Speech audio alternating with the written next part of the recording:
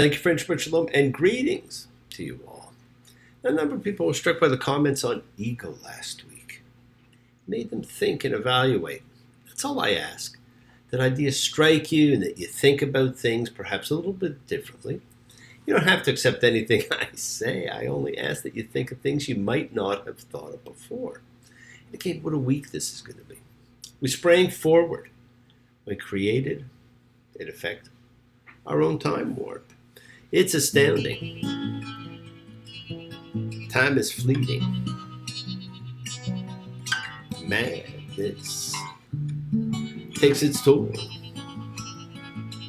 But listen closely. Not for very much longer. I've got to keep control. Just a jump to the left. And then a step to the right. With your hands on your hips, you bring your knees in tight. But it's the pelvic thrust that really drives you insane.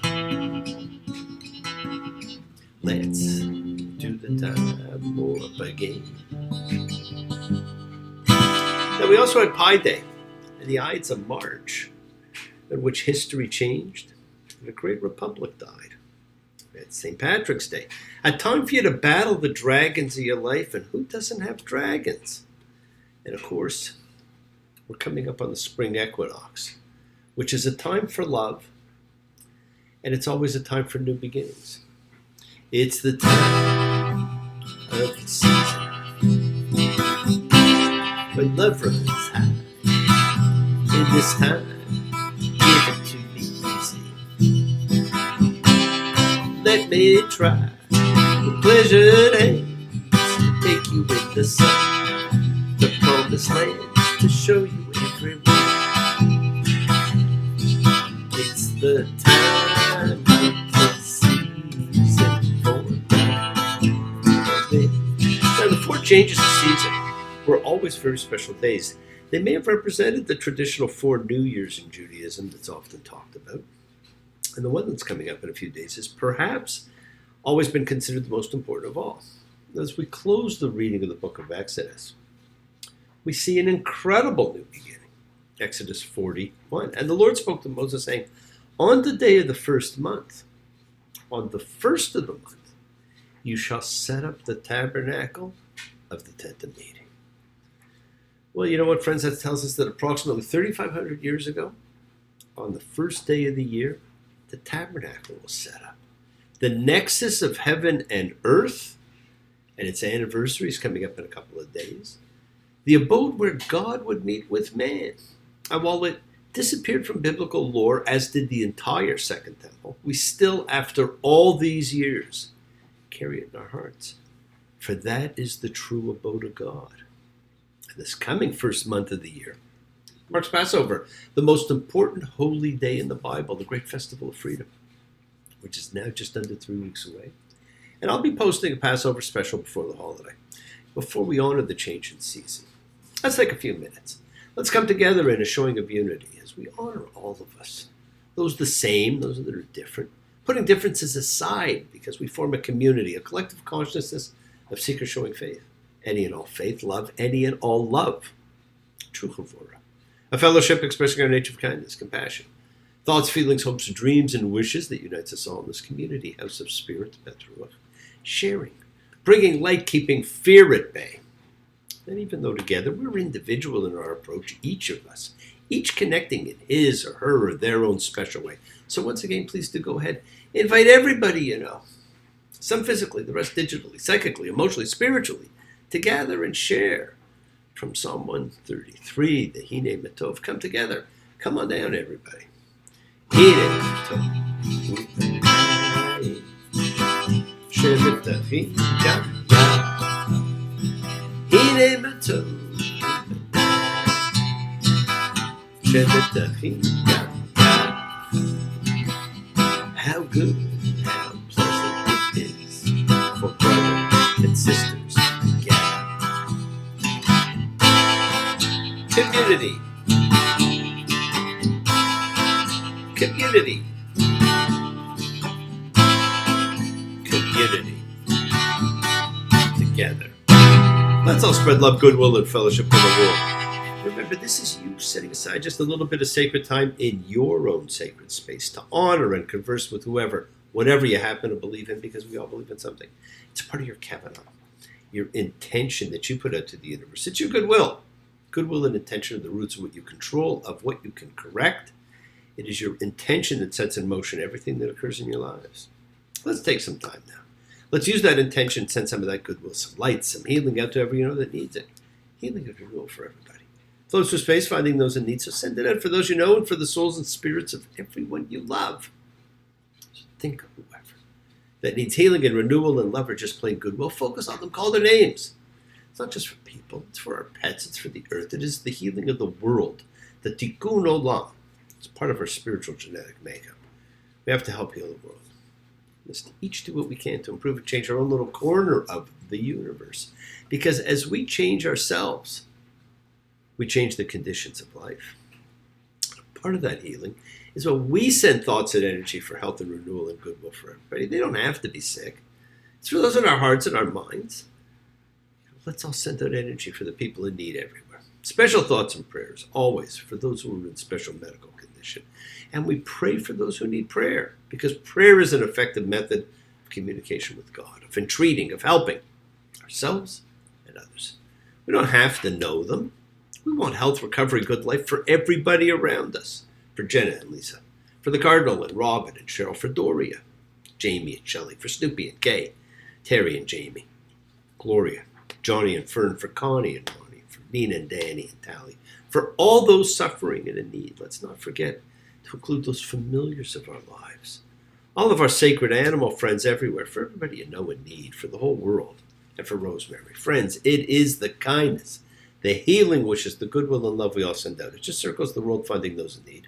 So thank you, each of you, for all you do, for all you care, because the world is a world of spirit, and spirit, my friends, never dies.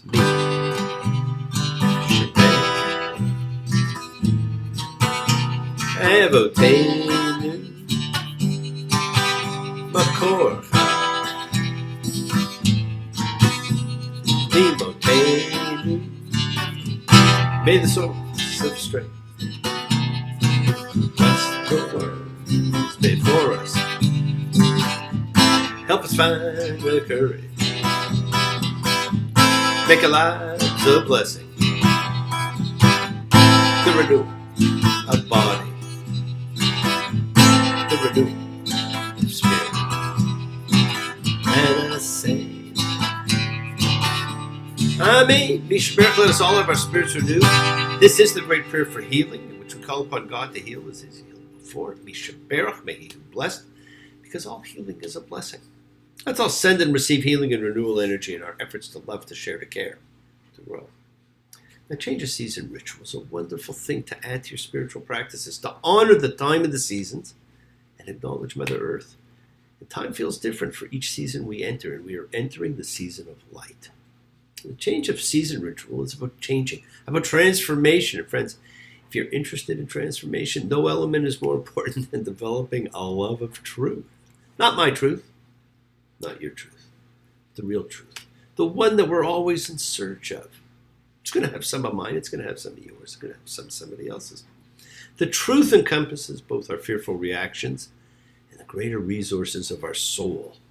Seek the truth in everything you do. And do not forget, we're always given more than enough energy to transform ourselves every day, but we waste most of it on tension, on emotional reactions unrelated to what's actually occurring, on daydreaming and mental chatter. We don't get done what we need to get done. Man has observed and celebrated the turning points of the solar seasons for thousands of years. There is a time. Our ancient brethren the world over seem to have a universal symbol for time. It was the calendar, but they carved on stone markers, a circle with two lines cutting the circle in four to mark the solstices and equinoxes. We still remember them as first days of spring, summer, winter, and fall, and you will see this symbol all over the world. And it's the first symbol of time, it's the symbol of a calendar. We continue to note them, to think of them and what they usher in. Because the Jewish calendar is primarily lunar, it has less indications today that we might once have celebrated these solar dates as sacred because they are solar. They served as a means of unification of the solar and lunar calendars. And they're clearly named in the Talmud, as I've said before. You have Tekufah Nisan, the spring equinox, the one we're in. Tekufah Tammuz, the summer solstice. Tekufah Tishrei, the autumn equinox. And Tekufah Tevet, the winter solstice. Tekufah means turn or cycle. They were considered very powerful days, and two of them still highlight the holiest days in the year. And they're specifically referred to in the Torah. The one this week, the beginning of the year, the first of months, and the other, what has become the beginning of the year, Rosh Hashanah. Both are built around the equinoxes. We celebrate these power days with blessings for the changing season and the kavanot, the prayerful intentions for crossing from one time to another. They're not new. These are based on very ancient traditions. And remember, everything that happens in your life is a result of your kavanot, your intention. Each of the four seasons represents change in time corresponding to different meanings in life. The summer solstice is about the twin extremes of loss and abundance. The autumn equinox is the link between earth and heaven.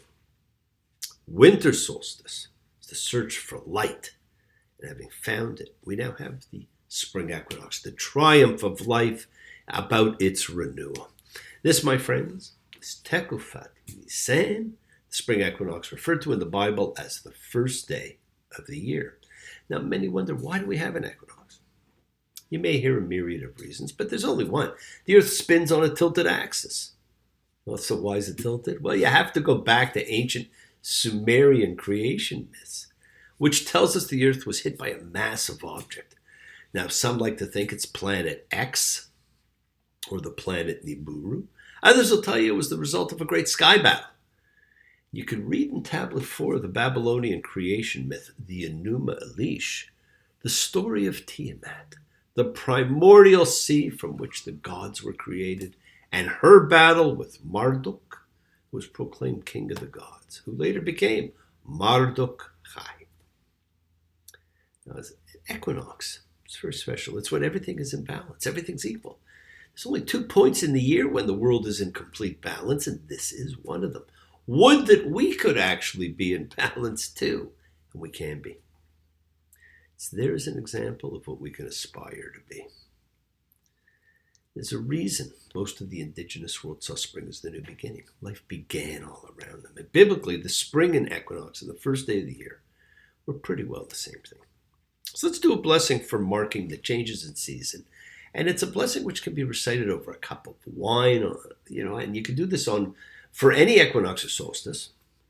It's a prayer which also may be recited along with a blessing over a scent that relates to the season. Flowers for spring, fruit for summer, leaves for fall, pine boughs for winter. It's based on several different texts. It's based on the Havdalah ceremony, which ends Sabbath, the blessing over equinoxes and solstices, which is found in the Babylonian Talmud. It's even in the traditional evening prayers, which mark the transition between day and night, and the Torah text, in which the Lord promises Noah that the seasons will continue as long as the earth endures. And of course, it's always found in the blessing over the abundance of years found in the daily Amida prayer. Right? So it's based upon an awful lot of things. Now, blessed are you, Lord our God, who guides the world, who makes creation, whose wisdom changes the time and turns the season, as long as the days of the earth endure, planting and harvest.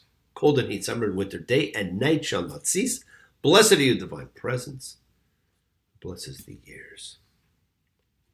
Do that, before you celebrate your Sabbath or whatever on the new season. We have to think about our intentions for each season, because each season transitions, and that's known as the kavanot l'tekafot. It's the season of empowerment to women. So for the spring equinox, we take the intention from the Song of Songs. Arise, my beloved, my fair one. Come away, for now the winter's past. The rains are over and gone, the blossoms appear in the land, the time of singing is come. The song of the dove is heard in our land. The first of spring is New Year's in the Persian world. It's called Nowruz. So happy New Year to all of Persian descent. wherever you may be. Time moves on the world over in its inexorable fashion. To everything turn, turn, turn. There is a season, turn, turn, turn. And a time for every purpose under heaven. A time to be born, a time to die, a time to plant, a time to reap, a time to kill, a time to heal, a time to laugh, a time to weep. There is a time. And our time is reaching the final reading of the Book of Names with a short double reading, Vayakhel and Pekudei. And he assembled and accounts. And we end with us still having only learned one name from our cast of major players in the Book of Names. We learn the true name of God. We never learn the name of the Pharaoh. We never learn the real name of Moses. But what do we get this week in these two readings? It may seem like a lot, but really what we get is the actual construction of the tabernacle, the ark, the lampstand, the priestly vestments, the random accoutrements of spiritual worship and practice. Many of these have taken on the trappings of ego. It is the transitory aspect of the soul, and I know you all prefer to connect with real soul. It's worth reading about the actual construction because it fills in some of the details of a few weeks ago. But it picks up with the emphasis on Sabbath. And then it moves on to the fashioning and manufacturing of the temple accoutrements. When all is ready, we have the guidance and protection of the cloud and glory of God. And the people can then actually begin the 11-day journey to their new land. Without realizing it, you've witnessed the four elements of creation needed to bring any project to fruition, but this time, not all done by a self, as by one person. For anything to succeed, we need to tap into and inculcate within us these four elements of fire, water, air, and earth. The fire is the creative spark where an idea comes from. The water is our emotional connection. If we don't feel it, we can never succeed. The air represents our intellectual working of the details, the science that balances the arts. The earth is the action that brings the pieces together and gives the project its final form. You need all of those to succeed at anything. Here, all of God, man, people, Moses, the chosen artist, they combine to provide the four. But it begins with the reminder to cease for a day. What you'll notice is slight changes start creeping in. Further enhancements, more explanation, which means more editing. Even in this reading, there is something added to the original order concerning Sabbath. You shall not burn a fire in all your homes on the Sabbath day. When the 10 things, as the 10 commandments were known, were uttered, there was nothing about fire. And here the restriction is only fire in your home. What about other places? Can you have fire at work? Well, those kinds of questions have created a multi-thousand-year cottage industry of explanation and interpretation. And would that there were more. That crosses all religious lines, and it shouldn't stop. In many ways, there were two huge different periods of enlightened debate and interpretation. The first was the period of the Talmud, which went for several hundred years to the Second Temple days. And then the medieval ages, with the great thinking and writing of Maimonides. But since then, there's been less. And unfortunately, it's because the interpreters were given cult-like status, ego, which ground further examination to a halt. But it must be examined. Maimonides is probably considered the great interpreter, the last of the great interpreters. But he was fulfilling the law. He was interpreting as times change, as laws change, as customs and cultures change. The Talmud reinforces this. We can look to the past, but we must think about the present. We are told to be fluid, to rely on learned individuals, judges, scholars, to keep things fresh when needed. Society has changed since the Bible was written. Culture changed. Thought processes changed. Morals and ethics have changed. Cartoons we thought were funny and innocent turn out to be bastions of degradation and negativity. We must change. And the beauty of this organic book is it calls for change. A tree survives hundreds of years because it is supple and allows the earth and the wind to caress without uprooting. If it were rigid, it would not stand. And there is rigid within all religion.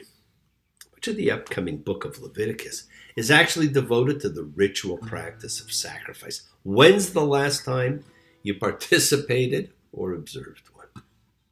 If it was recently, you better keep it to yourself. Believe it or not, there have been none since the destruction of the Second Temple under the Romans in 70 AD. No, my friends, religious spiritual practice must maintain a fluidity, or they too will snap in the winds of change. We also learn a very important word in this reading, and it comes from the part where the people are told to bring donations, and they bring more than expected, because it's all about this concept about acting with zeal that reflects more than just obedience to a law or commandment. And this is an essential concept for the entire notion of law and commandment in Judaism. Can't speak about other religions, but for Judaism, it's very dominant. The law is not regarded as a burden. It is mandatory, but one fulfills it out of choice and with great joy. Now, and so therefore, the word for commandment, mitzvah, has two meanings still to this day. It means a law that must be obeyed, but it's also commonly understood to mean a good deed, freely performed. And we've all heard the expression and used it. It's a mitzvah. It's a good thing. It's a blessing. Yes, my friends, the world is sacred. So is everything in it. Express your gratitude. Light a candle, make a wish, celebrate your life in the lives of those you love. Share your feelings with them. Live free, be free, honor your freedom, be well, be happy, be blessed. Share and honor the light and all who live in the light and continue to shine. Continue to send everybody you know goodwill and love. Pray for peace and freedom for everyone. An end to terror and hatred. Remember, we're a community. We learn together. We celebrate each other. We love each other. We share this ride together, men and women equally. Let's send out love, not fear. Send out peace, harmony, goodwill, and healing to all who need it. Please do learn to forgive and learn to love, especially yourselves. Open your hearts. Honor the relationships of your life. Tell those you love that you love them. Take advantage of the time you have. Enjoy the journey, because we take the twists and turns and the patterns that weave through the fabric of our lives in our efforts to grow, to learn to be to love. So please do love. Now, bless you all. Have a fantastic week. A week of love and light, a week of peace, a week of miracles. Examine your intentions. Use them to imprint your will on the universe, because we set in motion everything that happens in our lives. It's our intention, our kavana, our cause, our effect. It's all linked. You always have time to forgive and be forgiven. You have the knowledge of what's good and bad, so acknowledge what you've done wrong to yourself, to God, and to any person you've wronged. Ask forgiveness. But do so with sincerity, accountability, vulnerability. Forgive those who've hurt you as you learn to be forgiving and compassionate, because the secret of forgiveness, compassion, and peace is in acceptance. Can you accept yourself, other people, the world, just as they are? Can you accept life as it is without trying to control it? If you do, you can experience the peace that acceptance brings. So do not stop your journey. Do not stop moving towards your promised land. It is your home. Keep on dreaming, keep on being, keep sharing, keep shining, keep teaching. Keep spreading joy and goodwill, and do not follow fear, follow love. It's always in front of you. Always have faith. Just as I have faith in the principle of love and of all of you. Act with purity of heart and mind. Despise none, defraud none, hate none. Cherish all. Honor every child of God, every creature of the earth. May all people know peace in this year. May you nurture kindness and love everywhere you go. Work to be present in the body. Expand your heart. Quiet the mind. Because the deepest source of real power lies in consciousness and your ability to be mindful, aware, present in all circumstances. So make the most of your time in this life. Continue to touch and transform lives around you. Your words are your power to transform, to love, to bless. So be generous. Bless others and bless yourself. Love with the heart, because we're all part of a greater whole. Embrace love, not fear, forgiveness, not anger. Be there for someone, because someone will always be there for you, whether you know it or not. Continue to explore faith and belief and never accept shame as a natural state. Whatever you feel, others have felt. Whatever you've experienced, others have too. Because we share together, we learn together, we help each other. We're each of us trying to find love and acceptance and support. We all have or could have that special someone in our lives. So find them. Tell them what they mean. Keep forgiving those you need to forgive and keep asking forgiveness from those you need to ask forgiveness of. And continue your journey to your home. And we're all on a journey. Our journey across the desert of fear and lack is our journey home. And we are all together, alone on that journey. I'm sitting in the railway station, got a ticket for my destination. On a tour of one-night stands, my suitcase and guitar in hand, and every stop is neatly planned for a poet and a one-man band. Homeward bound, I wish I was. Homeward bound, home, where my thoughts escape, and home, where my music's playing, and home, where my love lies waiting silently for me. Home is where the heart is, and the heart is the home of God. Well, thank you for joining me, my friends. Have a great week. Please keep exercising forgiveness. Be thankful, gracious, be kind, be loving. Believe in yourself and in love, and continue to spread a little goodwill to the world. The new year is your time to imprint your will on the universe and make each of these first 12 days the representative of how you want your life to be for each month of the year. Fill in the blanks in the booklet you've been given. Never forget, you are the miracle in someone else's life. Shabbat shalom and blessings to you all. Take care. Bye.